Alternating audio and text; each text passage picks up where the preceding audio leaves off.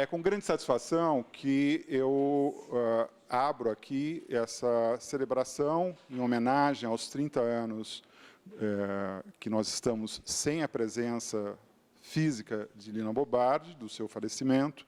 E essa homenagem, ela é uma homenagem que traz aqui algumas pessoas para nos ajudar a refletir sobre o que aconteceu nesses 30 anos.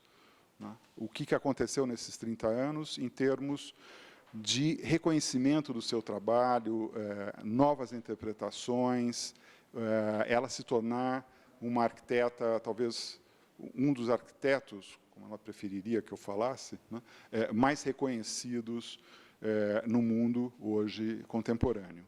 O que aconteceu? O que aconteceu com Lina? Trazemos, então, a professora Ruth Verdesign, da Universidade Presbiteriana Mackenzie, que é parceira, essa universidade, hoje, na promoção deste evento, e trazemos, né, alguns dos seus colaboradores dos últimos anos, nosso colega Marcelo Ferraz, o Vitor Nosek, deve chegar mais um deles, que é o Marcelo Suzuki, em algum momento, né, e toda a equipe do Instituto Bardi, que é o instituto que foi criado em 1990 pelo Bardi e por ela, né, e que é o que permite que a gente possa tocar adiante esse legado. Né. Foi um instituto iniciado em 1990 e que seguiu, né, ali tivemos o Marcelo Ferraz como diretor, né, que deu o impulso dos primeiros praticamente 10 anos desse instituto. Depois tivemos aqui outros conselheiros que ajudaram nesse trabalho, outros diretores, outros presidentes. Né? Enfim, temos esse momento aqui para refletir sobre esse período todo. Eu queria agradecer a presença de todos, em especial do Alberto, que é o nosso vice-presidente, que representa a presidência aqui, dos demais conselheiros, associados, os convidados que atenderam a nossa chamada, especialmente os colegas do CAL. Né? Temos aqui o Walter Caldana representando a presidente do CAL Brasil, a professora Nádia Somek, né? A Leda Rosa, também do CAL São Paulo, que vem aqui nos prestigiar, e que permite, espero que seja um primeiro passo para uma colaboração que já se iniciou, na verdade, com a produção de um livro, 2 livros, né, em editais anteriores, com a Romano Guerra. Estamos aqui, a Silvana Romano e a Biro Guerra, né, da editora que fez esse trabalho. Enfim, acho que é um momento aqui de reunir essas pessoas. Eu não vou ficar nominando todo mundo, mas é bastante agradável essa presença. Ruth, muito obrigado você ter aceito esse convite, esse desafio, né, e peço que você faça a sua conferência. Depois a gente vem conversar com você, tá bom? Bom, boa tarde. Em primeiro lugar, eu queria agradecer ao Renato, ao Instituto Lina Bobardi, pelo convite. Eu fiquei muito honrada e muito preocupada, porque é uma responsabilidade, né? E passei alguns dias um pouco angustiada, pensando o que falar, na ideia de que eu não sei quem é a Lina Bobardi, eu não sei o que dizer sobre Lina Bobardi, e depois eu resolvi trabalhar em cima dessa sensação de insuficiência que me passava pela cabeça. Né? Vocês vão me desculpar, eu vou ler, vou tentar fazer uma leitura mais ou menos teatral, dramática, mas eu prefiro ler para não me perder muito. Então, o título é Não sei quem é Lina Bobardi.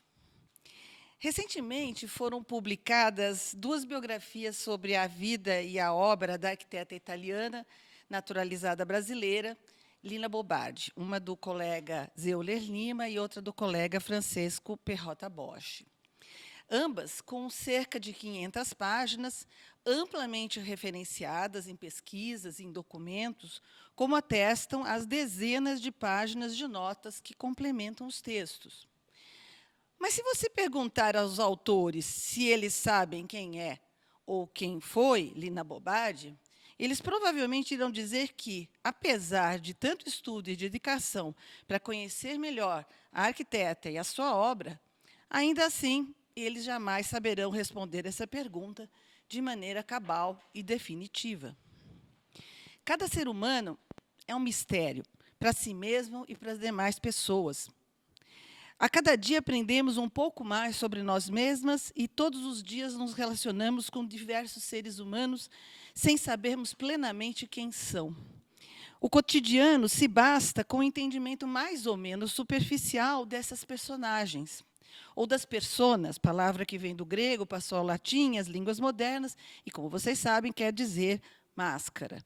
A fantasia com a qual nos disfarçamos para atuarmos nos palcos da vida. Uma atriz, quando está encenando, não está mentindo, mas encarnando suas várias personagens.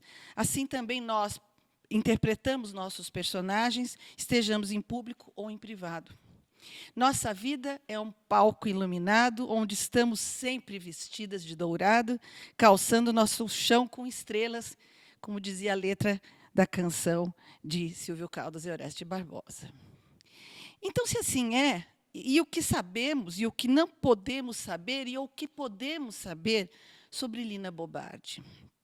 Alguns fatos, números, datas, alguns textos, entrevistas, fotografias, vídeos, alguns documentos, desenhos, projetos, obras. Todos esses dados são muitos, mas não bastam, porque não se explicam a si mesmos, aguardam ser interpretados. Ou, no dizer da arquiteta e crítica historiadora argentina Marina Weissman, embora os objetos, aspas, né? Embora os objetos da reflexão venham da realidade, a problemática que comportam não se revela neles de modo direto e evidente. É a reflexão que poderá descobrir ou revelar problemas e questões subjacentes à realidade factual. Ou seja, não basta saber os dados e fatos, é preciso interrogá-los com nossas questões, nossas inquietudes, nossas dúvidas. Muitas dessas informações que dispomos sobre Lina Bobardi não são feitas de pedra e cal, podem ser imateriais, flutuantes, restos de ouvires dizeres, de causos, de contos, de vivências.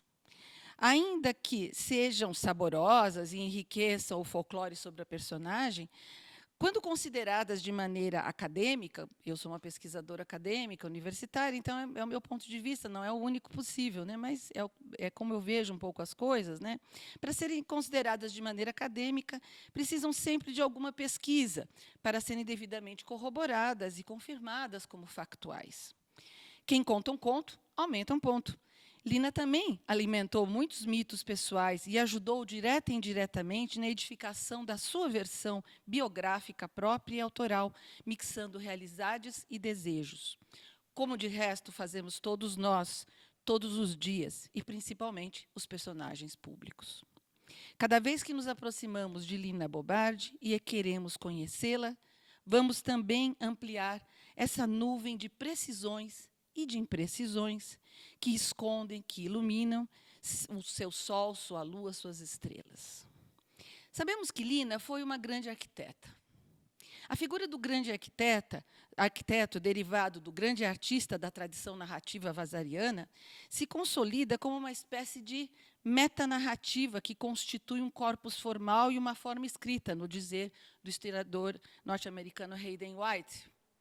A vida de um grande arquiteto é quase sempre traçada como se houvesse sido triunfal, sendo contada à maneira de um relato coerente, bem ordenado, em geral de tonalidade geográfica.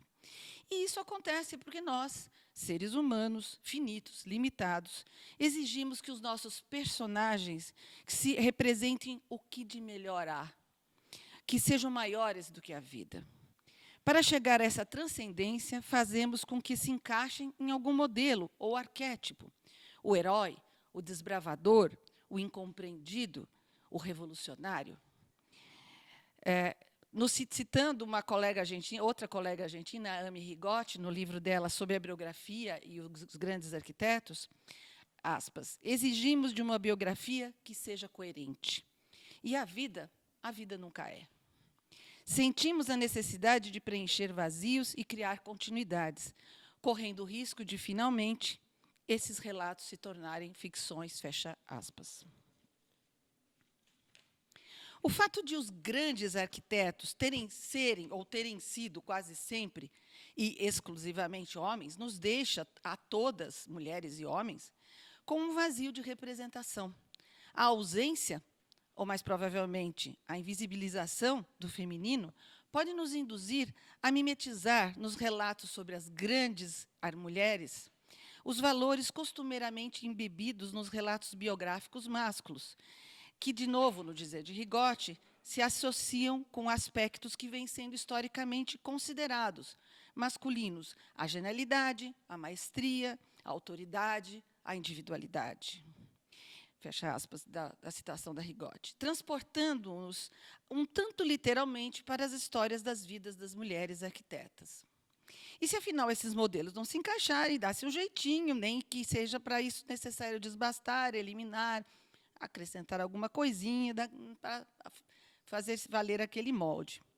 Vai custar algum trabalho aprendermos a falar das grandes arquitetas sem fazer uso automático desses adereços. Ademais, ao tentarmos compreender quem é ou quem foi outra pessoa ou sua obra, não há como fugir dos marcos subjetivos de quem tenta atingir essa compreensão. O que eu sei ou não sei sobre a Lina Bobardi é o que eu sei ou não sei sobre a Lina Bobardi. Meu saber é a súmula do que li, vi, pesquisei, mas também do que filtrei, do que valorizei, e do que descartei e do que esqueci. A subjetividade, obviamente, nunca pode ser eliminada, mas pode ser premiada pela clareza da objetividade. Um primeiro dado objetivo é notar que mudamos todos os dias, a cada dia. Isso é um fato, e o conhecimento desse fato não deveria ser esquecido quando buscamos saber quem são ou quem foram as pessoas por quem nos interessamos. A Lina Bobardi, que nasceu em 5 de dezembro de 1914 e faleceu em 20 de março de 1992, foi mudando a cada um dos 28.230 dias de sua vida. Não faz sentido reduzir toda essa complexa experiência a uma ou duas de suas facetas, ou escolher um certo ponto do tempo de sua vida e obra e achar que isso basta. Claro, posso destacar um aspecto que me interesse, mas preciso ter claro que essa não é Lina, é apenas a minha leitura limitada sobre ela. É erro e vício comum seccionar o momento X de nosso personagem, neste caso Lina Bobardi, e estrudar aquele aspecto para frente e para trás, simplificando essa vida, para apaziguar as nossas angústias, nascidas da percepção das incoerências e dos vazios inevitáveis quando reconhecemos a vida de qualquer pessoa, nossa ou de outrem. Sempre que ouço e leio frases magníficas, triunfais, definitivas, que explicam, engavetam e emolduram as pessoas, isso bastante me incomoda. Frases como, por exemplo, Lina era de esquerda? Lina não era feminista. Lina não pensava assim. Lina pensava assado. E muitas outras. Eu sempre me pergunto, e como a gente pode ter certeza do que outra pessoa pensa ou pensava? Ou pensou? E de quais Linas, de que dias nós estamos falando? Do dia 1329? Do dia 17.425? Que Lina, de que momento, tempo e lugar é essa que estamos mencionando? Porque são muitas Linas, são 300, são 350, como dizia Mário de Andrade, outro aniversariante de outra efeméride deste ano. Nessa poesia do Mário de Andrade, que é muito bonita, ele diz adiante, no texto da poesia, que um dia o poeta finalmente vai se encontrar a si mesmo, claramente mencionando o dia futuro de sua morte. Pois apenas quando uma vida se encerra, ela se condensa. E ainda assim, não se acaba. Segue vivendo nas memórias das pessoas que aqui estamos e seguimos vivas. E por isso, ainda que Lina não esteja mais viva, os relatos sobre a sua vida não se esgotam, nem se cristalizam, pois serão revividos e animados e interpretados a cada passo por cada um de nós que tentarmos entender, de novo, quem foi, quem é, quem pode ser Lina Bobardi. Para cada um que chega, essa revivência se reinaugura. E para reviver não basta lembrar, para formar memórias também é preciso deslembrar. como nos explica o neurocientista Ivan Esquerdo no seu livro A Arte de Esquecer. Aspas, nossa memória é feita de lembranças e de esquecimentos, e tanto uns quanto os outros são fundamentais para sermos pessoas saudáveis vivendo em sociedade. Fecha aspas. E a outra citação dele que eu gosto muito. A memória não está em parte alguma, mas em todas as partes. Embora isso pareça filosofia, também é pura ciência. Somos o que escolhemos esquecer, diz Ivan Esquerdo. Em contrapartida, também somos o que escolhemos lembrar. Hoje estamos aqui para lembrar que faz 30 anos que Lina Bobardi virou uma estrela. Foi-se embora, talvez de desgosto, como se a mãe do mato, a amada de Macunaíma, lhe deixando de recordação apenas a Muiraquitã. Como nosso herói nacional, guardamos esse amuleto com carinho, mas não podemos evitar, de volta e meia, estarmos perdendo estas memórias cristalizadas em pedra, vidro e concreto. A cada tanto precisamos sair de novo, em muitas aventuras e desventuras, para reencontrar e resgatar o nosso talismã, roubado pelo gigante Piamã, malvado comedor de gente, que evidentemente mora em São Paulo, essa cidade dos avessos dos avessos. Todo dia a pedra Muiraquitã se perde, e a buscamos e a recuperamos. Chora não, diz o herói. Continuo não sabendo quem é Lina Bobardi, e porque eu não tenho certezas e não quero chegar nunca a tê-las, preciso buscar saber de novo a cada ocasião. Aprender, reaprender, entender, questionar. E a vantagem é que, se busco sem achar que já sei, a cada vez encontro outra Lina e posso aprender mais. Gente é sempre a mesma, mas também são muitas, infinitas, inesgotáveis. E viva a Lina! Enquanto não soubermos quem ela é, saberemos que precisamos buscar de novo pelo seu legado. Muito obrigada.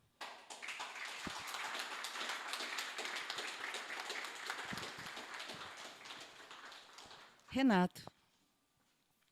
Bem, muito obrigado, Ruth, que satisfação ouvir essa conversa. Eu queria chamar Marcelo.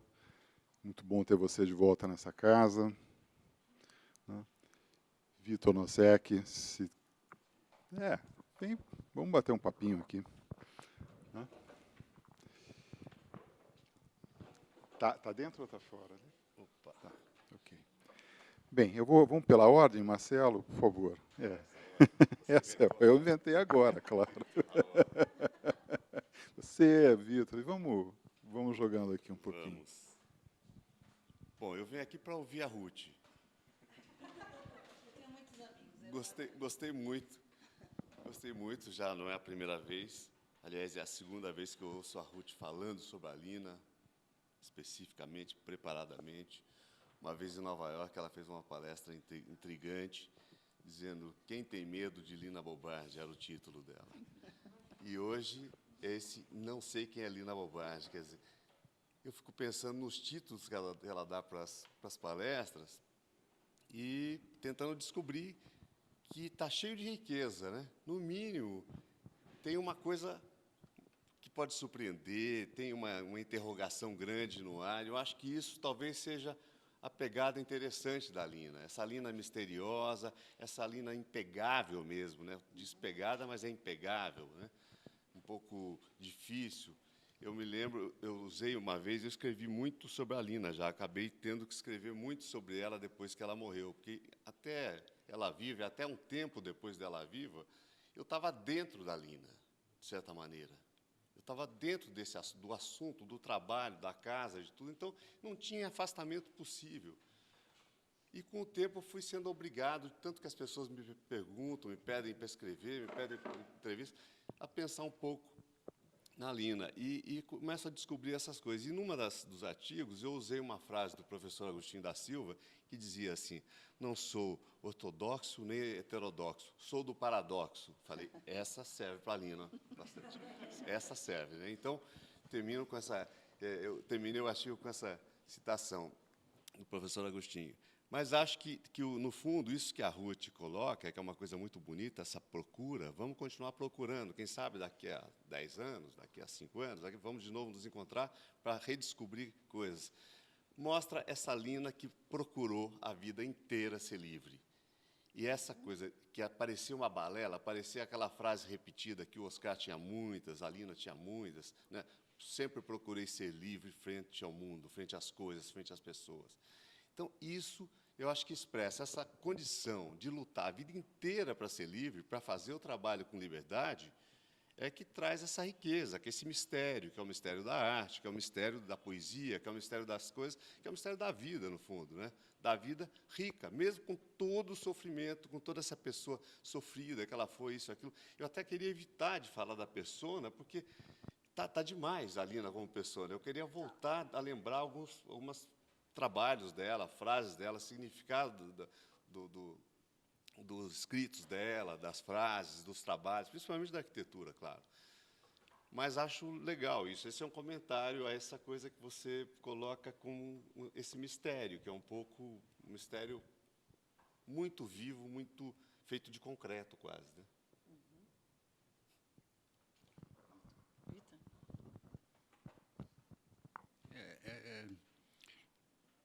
É difícil, assim, a gente chega aos 72 anos de idade e fala, puta, tenho memória para cacete.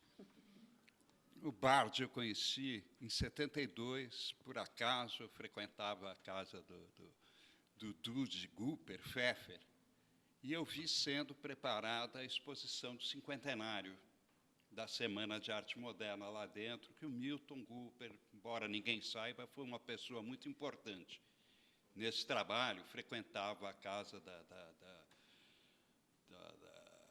Nemirovsky, Roberto Nemirovsky, que era primo do Dude. Então, eu tive essa ambientação toda com as obras do modernismo, antes até de ir para o museu desse jeito que ficou conhecido. A Lina eu conheci, por acaso, na casa do Flávio Império, em 74. Foi de relance, assim, demorou mais uns... Foi em 85, eu fui conhecer no Sesc Pompeia. E daí, colaborei com ela 10 anos, e, não sei, me revolta um pouco o desengano que tem a respeito do caráter da Lina. Eu, ao contrário do Marcelo, quero falar um pouco da pessoa. Eu sei um pouco quem foi Lina.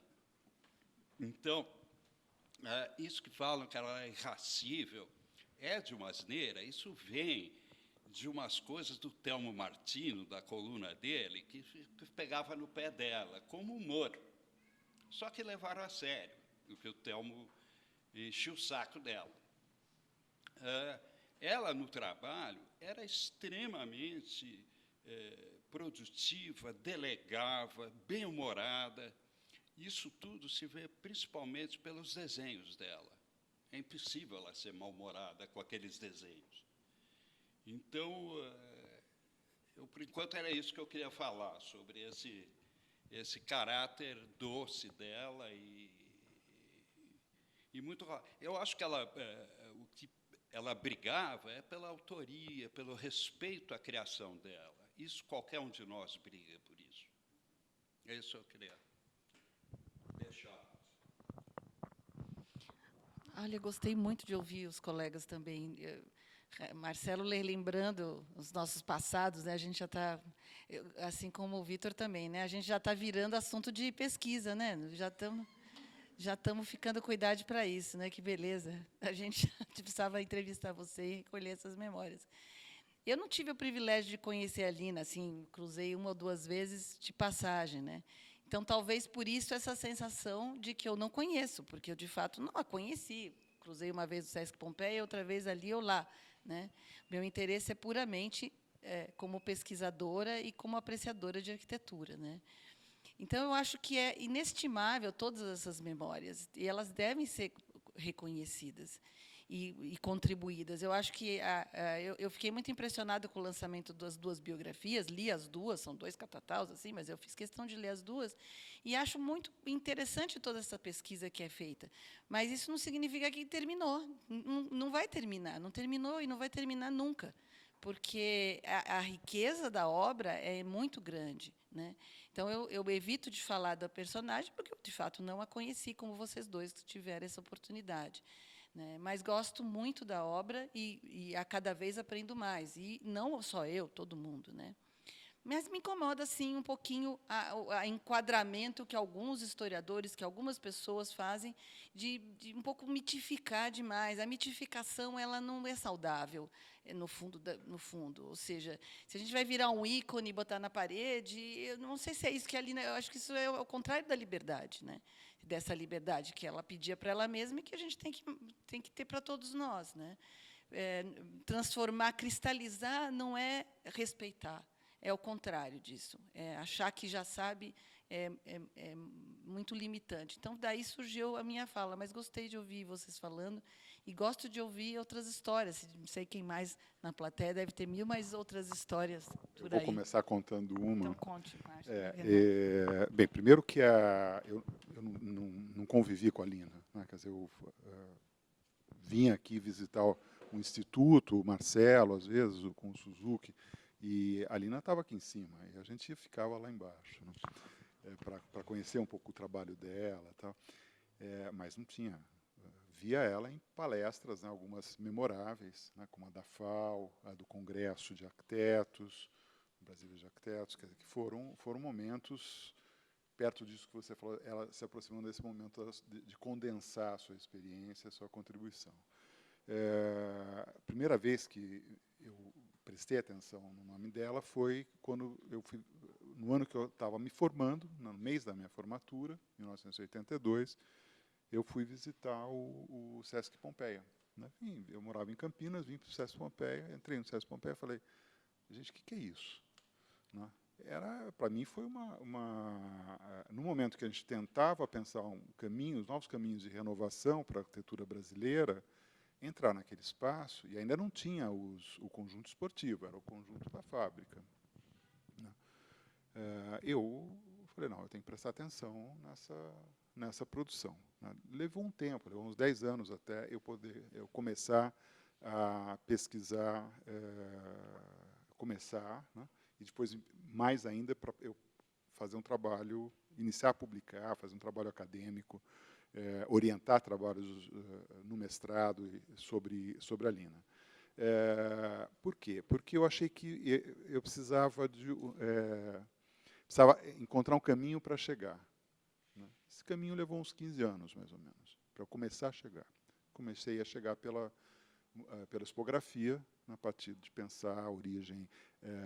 Estava estudando a expografia italiana, naquele momento, moderna, e surge o MASP, sob nova direção, retirando os cavalhetes de vidro, né, da Pinacoteca.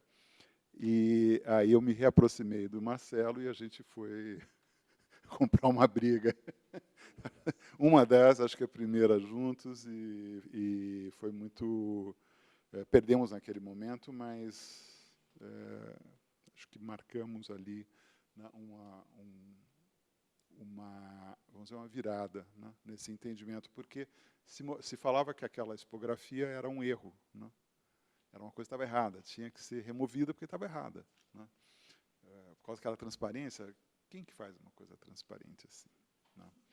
E aí retiraram, começaram a construir as paredes, né, colocar exatamente o museu que ela não queria dentro, né, daquele museu que ela, com o Pietro Maria Bardi, que obviamente é coautor dessa expografia, né, pensou junto essa expografia, tem experiência de pensar o museu, e ali a gente foi entendendo, né, o significado dessas coisas. E nesse sentido que eu queria colocar essa diferença de, vamos dizer, de abordagens, até pelas nossas especificidades, não vou dizer o lugar da fala, mas da nossa formação e tipo de atuação. Tanto Ruth, como eu, como a Bílio, que está aqui, Richard também, quer dizer, somos historiadores de arquitetura, temos uma formação de historiadores. Então, nossa aproximação com a pessoa, né, com a trajetória da pessoa, ela tem que ser cautelosa, né? me parece que é bastante diferente da aproximação de uma biografia, que ela tem outro objetivo. Né? Ela vai falar da vida, ela vai entrar em detalhes, ela vai criar uma narrativa. Toda biografia tem um aspecto literário, né? Quase que responde, né? Eu não sei quem é Lina, criando uma narrativa nova, um romance. Né? Vamos pensar grande modelo de biografia, né? Que é do Chateau, por exemplo. Né? Quer dizer, até onde o Chateau ajuda a gente a entender esse criador do MASP, né? Essa figura controversa que foi. Né? Então, acho que isso é, de fato, para nós, que fazemos história, né? Acho que tem uma certa especificidade. E, nesse momento, né, para encerrar que eu queria falar, que é no ano passado a gente teve vamos dizer, um marco do reconhecimento da obra de Lina, que foi a premiação do Leão de Ouro pela Bienal de Veneza. Né? Eu tive uma coisa que eu lamentei, né? É que eu gostaria muito de ouvir o discurso dela ao receber esse Leão de Ouro, porque seria sempre os discursos dela, a posição dela, sempre foi bastante combativo, eu diria. E acho que esse aspecto assim, se entende por irracível, alguém que se expressa de modo contundente as suas ideias. Né? Às vezes parece uma pessoa irracível, pode ser interpretada assim, mas certamente nesse momento no qual o mundo que a Lina procurou construir, né? esse mundo do que a gente entende hoje por Sul, por terceiro mundo, esse mundo anticolonial, né? Anti-ocidental, né? Se desfazendo do jeito que está se desfazendo, o que ela diria ao receber esse prêmio em Veneza? Eu não sei o que ela diria. O que eu diria é que a Bienal de Veneza fica muito mais prestigiada pela Lina que vice-versa. Eu queria falar uma coisinha. Nem todo mundo que você não precisa ser historiador para fazer história. Marcelo fez história com a Lina. Porque Marcelo foi meu calor, a gente estudou junto na faculdade, e é a geração nossa, Marcelo, e você é uma das figuras, com outras também, como o Vitor, como André Weiner, como Marcelo Suzuki, como vários outros, é a nossa geração que pôs em valor também a Lina, porque a gente escutava dos nossos professores barbaridades. Quem é aquela mulher? Não, mas como? Não tem nada importante. Não, e o MASP, no meio da Paulista, não é importante? A gente ouvia essas coisas. Então, só para lembrar as novas gerações, de assim, quem destruiu a expografia do MASP foram arquitetos da geração anterior, que não tinham esse respeito que nós ganhamos a ter, não porque ela era mais velha do que nós, mas porque a gente via a imensa qualidade dessas obras. A gente olhava e se espantava como é que não está todo mundo falando disso. Então, queria aproveitar a homenagem para a Lina para também falar que Marcelo foi, junto com muitos outros, fez história.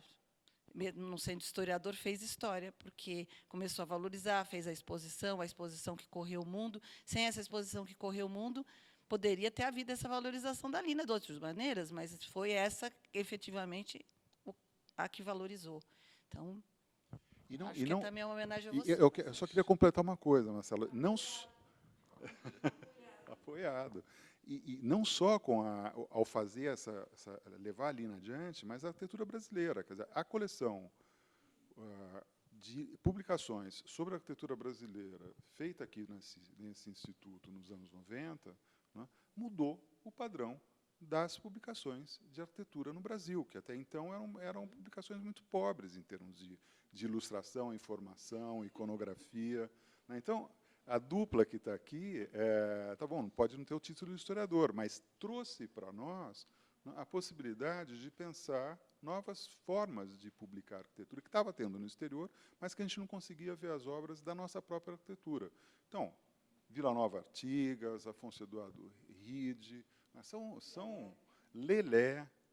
Né, quer dizer, nós fomos poder ver pela primeira vez o conjunto da obra nessas publicações, que a gente não conhecia de uma maneira tão clara como aquela. Então, eu acho que é bom, nesse momento que a gente está refletindo sobre os 30 anos, e pensar o que essa experiência, dos que estão aqui presentes e também dos que não estão, o que ela pode nos servir, para nós que somos responsáveis por essa instituição, né, pensar o seu presente e o seu futuro, os seus próximos passos, porque nós estamos num momento crítico no país e essa instituição tem alguma coisa a dizer? Bom, eu acho que eu, na verdade, fui pego no entusiasmo. Isso era o trabalho com a Lina, era o entusiasmo. É uma palavra também que parece boba, mas era entusiasmo. E eu acho que contagiei, ajudei eu, Suzuki, André, a contagiar nossos colegas, com certeza.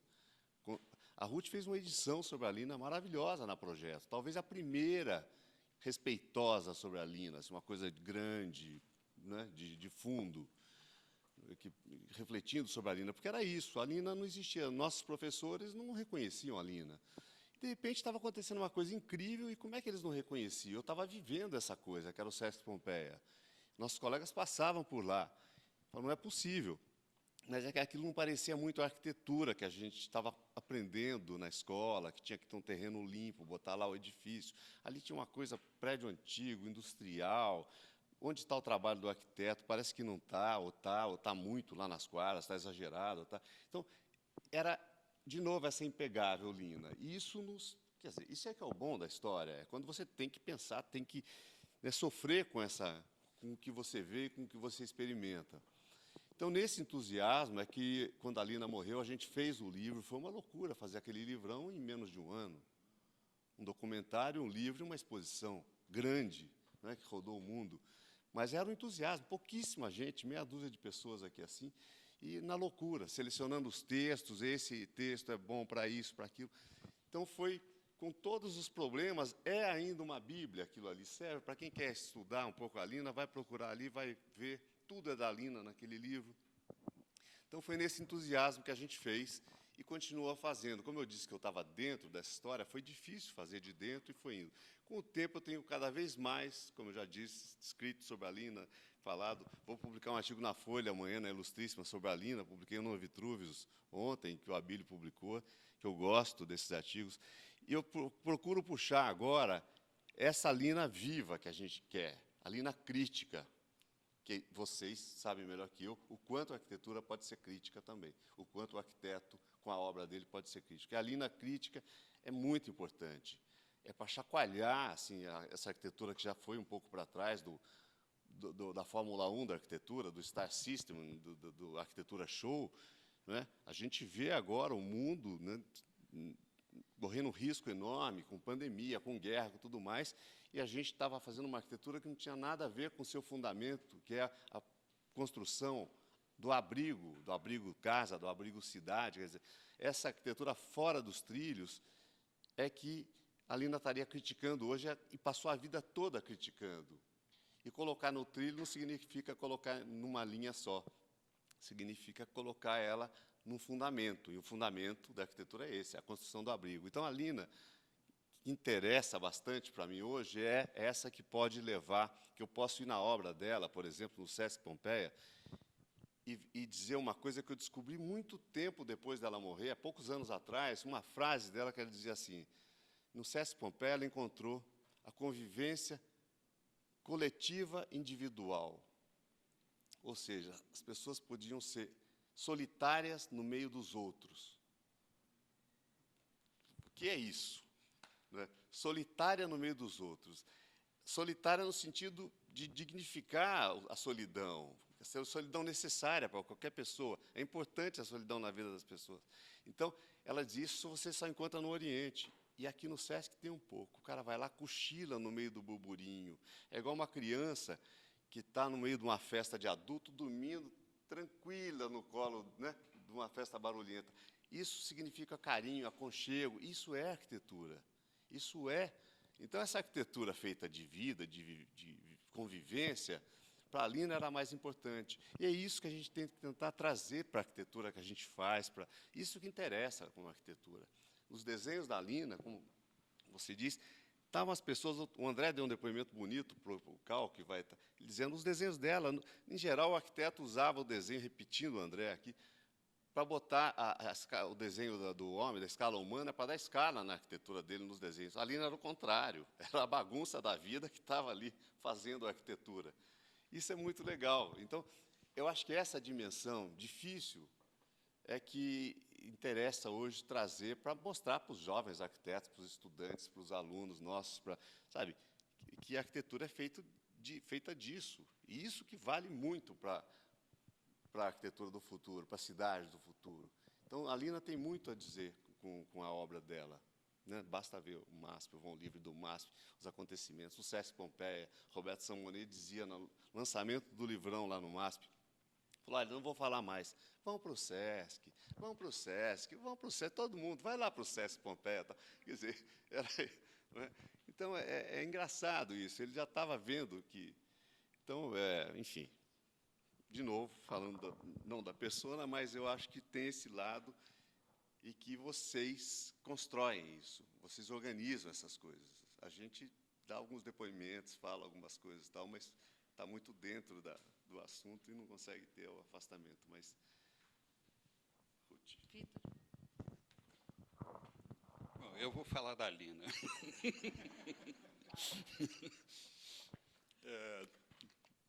O pouco que eu conheci dela. Né? Eu trabalhava paralelo ao Sesc Pompeia, paralelo ao meu trabalho de design gráfico, eu trabalhava com o Teatro do Ornitorrinco. Trabalhei por 10 anos com o grupo do Cacá Rossetti. E, na época do Sesc Pompeia, exatamente em 85, a gente resolveu remontar o BU, montá-lo, que a gente já tinha pesquisado uns anos antes. E eu tinha acabado de conhecer a Lina, e na conversa com o Cacá, eu falei, puxa, vamos montar o BU, inclusive por causa de um diretor tirano que entrou no Sesc Pompeia. E aí eu falei, pô, vamos convidar a Lina para fazer cenografia, que ela ama até. E o Cacá falou, putz, já convidei a Maria Bonomi. Eu falei, puta, não, a Lina. Eu vi ali uma oportunidade muito grande. Aí eu falei, brincando, para o Cacau. Falei, pô, eu vou torcer para dar errado. Eu fazer catiça. Aí passou uma semana, o Cacá veio e falou assim, putz, a Maria declinou. Alegou não sei o quê. Eu falei, ótimo, vamos chamar a Lina. Aí, puta, até me emociono, porque aqui teve uma invasão nessa casa do grupo Ornitorrinco, Cacá, Xaxá, Chiquinho, com música, cantando, Brecht, vai. Ela tinha nossa, ela parecia uma criança, assim, uma vida, o que ela vibrava, fora que não sei de onde ela tirou tanto conhecimento. E aqui eu faço um gancho com o que você estava falando. O que será que a Lina falaria no discurso do Prêmio de Veneza? É que nem ela falou no prêmio de cenografia, que é de rachar o bico. Falei assim, vocês me deram um prêmio de cenografia onde não tem cenografia. Depois de uma série de argumentos. Eu estou reduzindo aqui em muito. E o que ela escreveu também do programa da peça, sobre o Jarry, falando que é a vanguarda da destruição positiva. Ela tem uma capacidade, pior que está corretíssimo. Ela fala, os ismos todos se acabaram, não deu em nada. Agora, a vanguarda da destruição positiva do Jarry está aí ainda é válida. Né? Então, está aí o Polochon, que está sendo reeditado, e vida eterna. Era isso. Mais uma pitada. O Prêmio de Veneza é a Loba de Roma recebe o Leão de Veneza. Bem. Esse é do Marcelo Suzuki, tem que dar.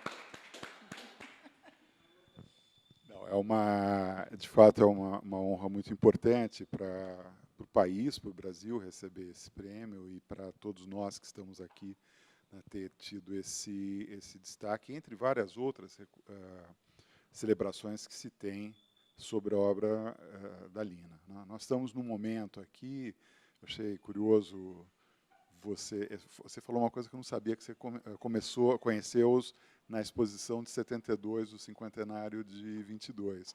Eu não sei se eu te contei, mas nós estamos montando uma exposição sobre a exposição de 72. Que espero que seja, que a gente consiga abri-la até o final de abril. Uma peça minha exposta. Nós vamos conversar sobre isso, né, Ana, Eugênia, que estamos trabalhando nisso. Bem, eu abro ao público, se alguém tiver alguma questão para colocar, vem aqui para frente, eu levo o microfone sem fio. Boa tarde, é um prazer estar aqui com vocês. Você acabou de mencionar 1972, o cinquentenário da Semana de Arte Moderna.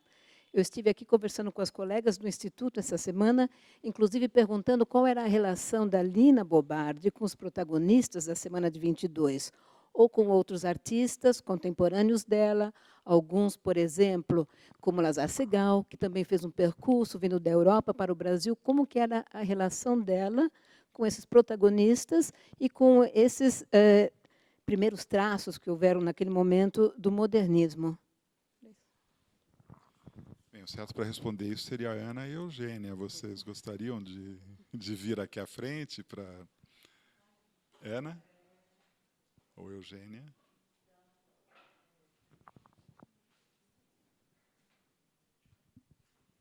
É um pouco difícil falar da Lina e os representantes da Semana de 22, porque quem se interessava mais disso era o Bardi. Entende? O Bardi conhecia profundamente, o Bardi lia, o Bardi tinha uma capacidade de memória também muito invejável, ele tinha essa coisa da memória. E o Bardi tinha uma outra qualidade.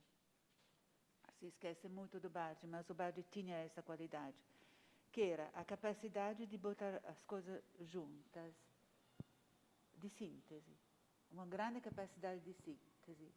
Esta capacidade de síntese ajudava ele a entender as obras de arte, que sejam de um autor simples, novo, etc., ou seja de um grande autor da antiguidade. Ele tinha essa capacidade de síntese. Difícil dizer como é e como é feita. Não, eu acho que é uma espécie de dom que algumas pessoas têm. Não. Então, difícil responder sobre essa pergunta. Aliás, não vamos responder. Eu não posso responder. Mas a Eugênia talvez saiba mais. Eugênia. Bem, por acaso, por conta da exposição, que eu entrei no MASP, e o primeiro trecho, o Bardi escrevia à mão e levava para o museu. E eu estava trabalhando com a Ana, e eu tinha estudado jornalismo, sabia datilografar com rapidez, e eu via aquilo chegar para a Ana, e ela fazia tal, e eu era muito rápida, sempre fui. E eu me lembro que a primeira poesia foi uma poesia, a primeira coisa que ele me entregou, e era para o livro do modernismo, e era um texto sobre a caboclinha vestida por Poiret, que é uma poesia do Mário de Andrade sobre a Tarsila. Aquilo me deixou muito curiosa. Quer dizer, eu percebi que eu estava num lugar que eu ia gostar de trabalhar. Porém, o Bardi, voltando para a pergunta da Tereza, o Lazar Segal, o Bardi, eu costumo dizer professor até hoje, ele editou, junto com um grande intelectual italiano, a revista Quadrante, que foi uma das revistas mais importantes da Itália durante o fascismo, mas uma revista de peso e considerada um avanço, a principal quase da Itália na época, e num dos artigos ele publicou um trabalho do Lazar Segal. Ele sabia que era um lituano que tinha vindo para o Brasil. E eu acho que isso já te dá uma ideia que ele era uma pessoa muito antenada. E assim que ele chegou, certamente através do Chateaubriand, ele soube desse acontecimento. Em 33 ele passou em Santos e veio conhecer em São Paulo em janeiro de 34 e se hospedou atrás do Teatro Municipal, mas não ouviu falar nada, lógico, da semana que tinha acontecido ali. E o Chateaubriand começou a contar sobre a Semana de Arte Moderna, os modernistas e tudo, e o Menotti trabalhava com o Chateaubriand. Então, o Barthes já começou a se inteirar, foi isso que a Ana disse, ele tinha um poder de síntese e ele era um homem antenado, ele prestava atenção em tudo. Não sei se estou falando muito, mas, enfim, todas essas conexões do Barthes, ele começou a pensar em exposições. Fez a da Tarsila, fez do Segal, fez do Portinari, que não era da semana, mas o MASP sempre prestigiou os modernistas, depois de 47, quando abriu, lá na Rua 7 de Abril. Ótimo. Deixa eu falar sobre a Lina e os modernistas, então. Porque eu fiquei, nos últimos 15 anos de vida, eu passei junto da Lina praticamente todos os dias. E ela não entrava nesse mundo, nesse campo das artes plásticas, ela dizia, esse é um mundo de Pietro. Ela dizia, não me interessa, não me interessam as artes plásticas. Falou isso na aula da FAO e foi uma vaia enorme quando ela falou, criticou as artes plásticas. Ela falou, isso para mim não faz parte do mundo contemporâneo. O mundo contemporâneo, isso para mim é uma coisa restrita a um quarteirão, um quadrilátero. Ela era exagerada, ela fazia essas críticas muito violentas, agressivas. E então ela punha nessa gaveta assim, não, isso não me interessa, a coisa desse mundo. E fazia até outras piadas que hoje, se fizer, você é cancelado, porque essa coisa, essa briga entre Rio e São Paulo, semana de 22, já está... É melhor não falar nada sobre a semana de 22 esse ano. Mas ela falava coisas assim, jocosas. Mas ela não queria saber muito desse mundo. Ela tinha passado por tudo isso, conviveu com Segal, com Dona Geni, ela admirava muito, mas Lina andava para frente, tipo caranguejo mesmo, assim, né? Ia para frente, ia para frente, ia para frente, e não falava desse passado, assim como ela apagou muitas coisas construindo a persona dela de tempos atrás, aquele livro que ela fez da propedêutica. Um dia eu cheguei com aquele livro aqui, só para contar, ela falou, onde você arranjou isso? Eu disse, jogue fora. Não quis saber, não pude conversar sobre o livro, ela não admitia aquilo. Depois o Instituto veio editar. Bom, coisas do Instituto. Bem, eu falo uma coisa rápida sobre essa exposição e como nós estamos trabalhando. Para mim foi uma descoberta, isso foi que eu conhecia teoricamente, né? Mas não tinha nunca entrado, prestado atenção, e nem sabia que o Circo do Piolim estava associado à comemoração o Circo do Piolim, montado debaixo do MASP, estivesse associado a essa exposição.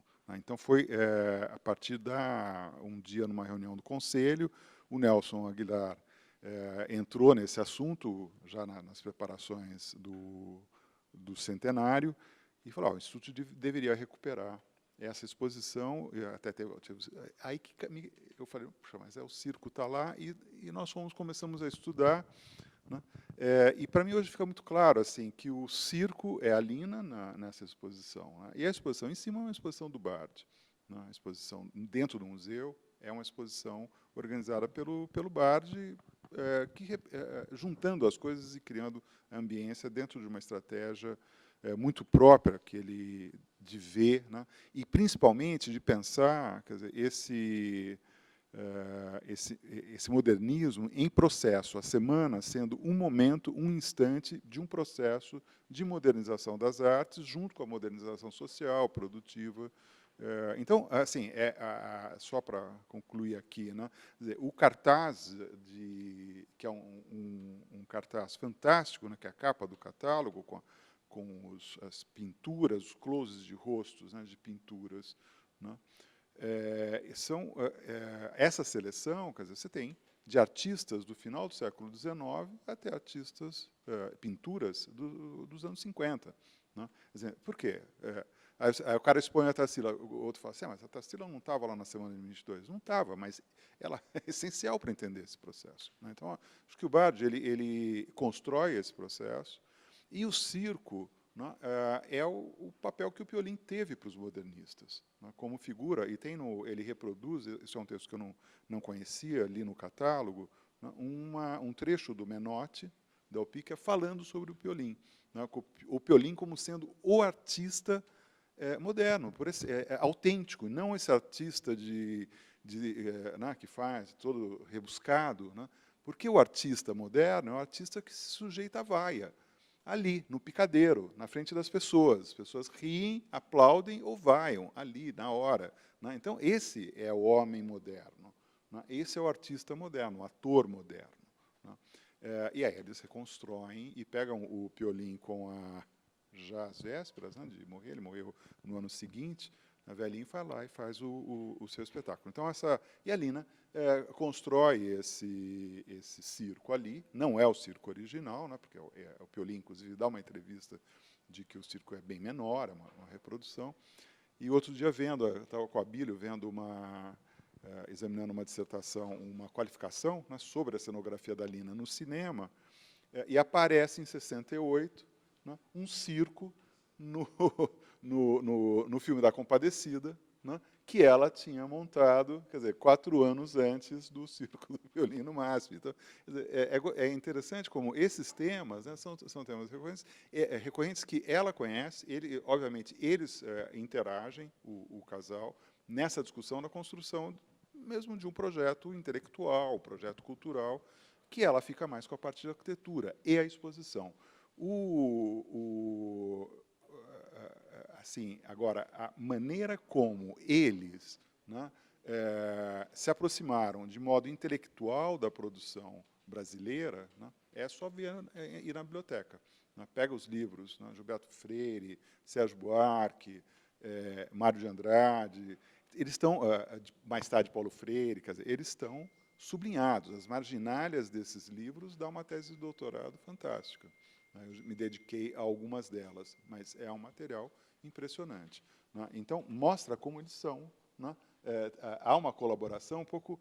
Um dia, uma pessoa, que eu não vou dizer o nome, se lançou no cenário dizendo assim, a Lina foi uma mulher do século XX, e o Bardi um homem do século XIX. E há quem acredite nisso. Eu só queria fazer um comentário. A sua pergunta é aquilo que eu estava tentando falar na minha fala. Cada vez que a gente faz uma pergunta, não tem pergunta errada. A pergunta estimula o conhecimento.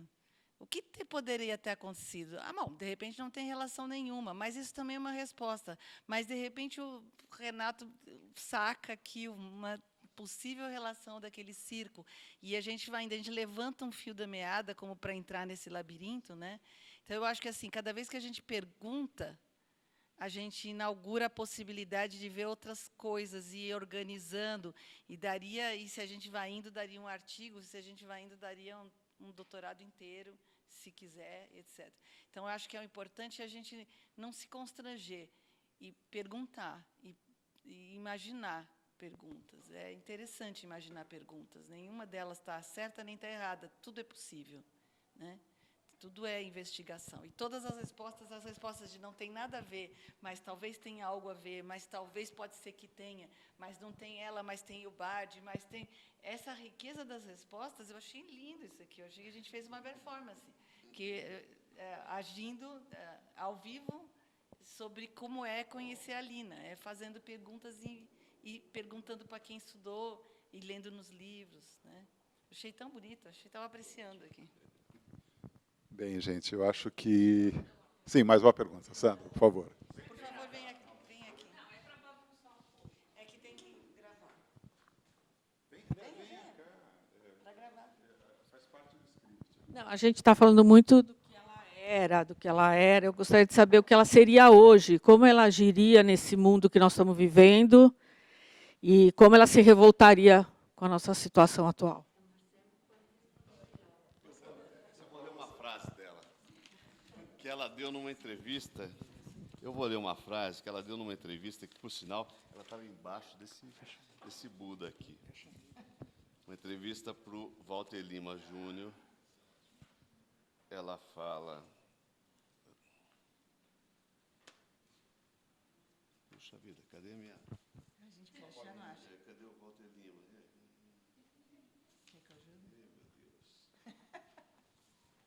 Ela diz: uma nova arquitetura deveria ser ligada ao problema do homem criador dos seus próprios espaços. Uma arquitetura de conteúdos puros, conteúdos que criassem as próprias formas. Uma arquitetura na qual os homens livres criassem os próprios espaços. Esse tipo de arquitetura requer uma humildade absoluta da figura do arquiteto. Uma omissão do arquiteto como criador de formas de vida, como artista, e a criação de um arquiteto novo, um novo homem ligado a problemas técnicos, a problemas sociais, a problemas políticos, que abandone completamente a enorme herança, mesmo a do movimento moderno, que acarreta umas amarras enormes, e são as amarras que produzem a atual crise da arquitetura ocidental. Eu digo ocidental porque o Brasil está tomando parte de uma crise geral da arquitetura, que não é somente brasileira, que é uma crise de formalismo, de pequenos problemas, de involuções individuais que nada tem a ver com os problemas do homem real. Resposta da Lina. Eu acho que com essa resposta a gente pode encerrar. Ah, Paula, Ana Paula quer fazer uma pergunta. Vem cá, Paula. Desculpa.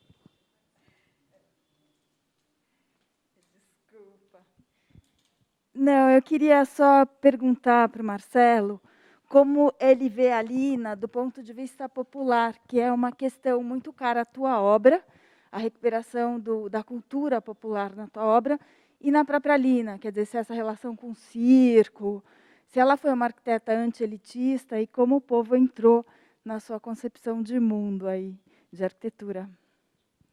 Olha, eu acho difícil e até perigoso. Eu não gostaria de associar essa coisa com a arquitetura popular, com a cultura popular, apesar de saber que é, porque isso é muito fácil de ser taxado, é muito fácil de ser colocado numa gaveta. Eu acho que a Lina pagou algum preço por isso, pela própria crítica. Ah, a Lina era ligada às coisas populares. Põe ali naquele canto. Não é isso. Ela via como um todo, como uma coisa só. Seja a arte do artista de galeria, ou esse ou aquele, da música. Eu falo dessa coisa da arte, da obra de arte total, Gesamtkunstwerk. Né? Essa coisa, a Lina é herdeira dessa vanguarda do século XIX, em que tentava fazer com que tudo fosse uma unidade, uma coisa só. E quando colocam essa fase, a fase da Lina na Bahia, da coisa popular, eu já vi gente dizendo que o Sesc Pompeia tem muito a ver com a cultura popular. Eu não vejo nada de arquitetura, de cultura popular no Sesc enquanto arquitetura. Eu vejo ali a arquitetura fabril, vejo a arquitetura moderna, herança daqui, mas vejo uma arquitetura como outra. Então, no fundo, é que ela não separava. E eu acho que a gente tenta não separar, tenta dizer que tudo vem junto.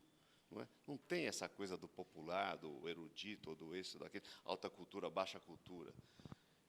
E o mundo contemporâneo nos obriga a pensar assim, cada vez mais, né? Pelas comunicações, pela televisão. Então, eu acho que estava tudo num caldeirão só.